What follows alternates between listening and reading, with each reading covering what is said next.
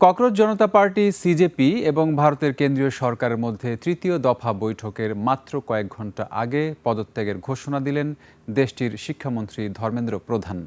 সামাজিক যোগাযোগ মাধ্যম এক্স-এ দেয়া এক পোস্টে জানান, প্রধানমন্ত্রী নরেন্দ্র মোদীর কাছে পদত্যাগপত্র জমা দিয়েছেন তিনি।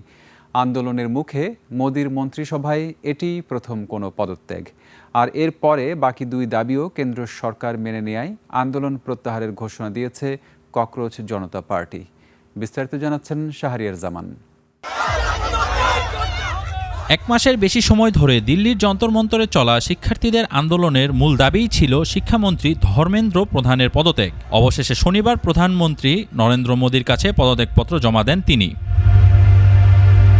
এক্সে দেওয়া পোস্টে ধর্মেন্দ্র লেখেন, প্রথম দিন থেকেই তিনি এর দায় নিয়েছেন, পরিস্থিতি থেকে কখনো মুখ ঘুরিয়ে নেননি। শিক্ষার্থীদের উদ্দেশ্য করে লেখা একটি চিঠিও পোস্ট করেন ধর্মেন্দ্র প্রধান। সেখানে তিনি লিখেছেন, যন্তর মন্তর এবং সারা দেশে সৃষ্ট পরিস্থিতিকে যেন কোনো রাষ্ট্রবিরোধী শক্তি কাজে লাগাতে না পারে, জাতীয় ঐক্য যেন অটুট থাকে, কোনো শিক্ষার্থীর ভবিষ্যৎ যেন আইনি জটিলতায় আটকে না যায়। এসব বিষয় বিবেচনা করে তিনি প্রধানমন্ত্রীর কাছে পদত্যাগপত্র জমা দিয়েছেন।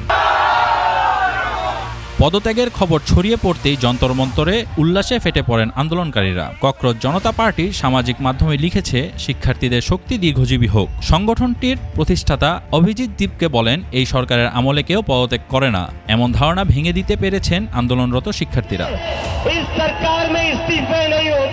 পরে বাকি দুই দাবিও মেনে নেওয়ায় আন্দোলন কর্মসূচি প্রত্যাহারের ঘোষণা দিয়েছে ককরোচ জনতা পার্টি সিজেপি।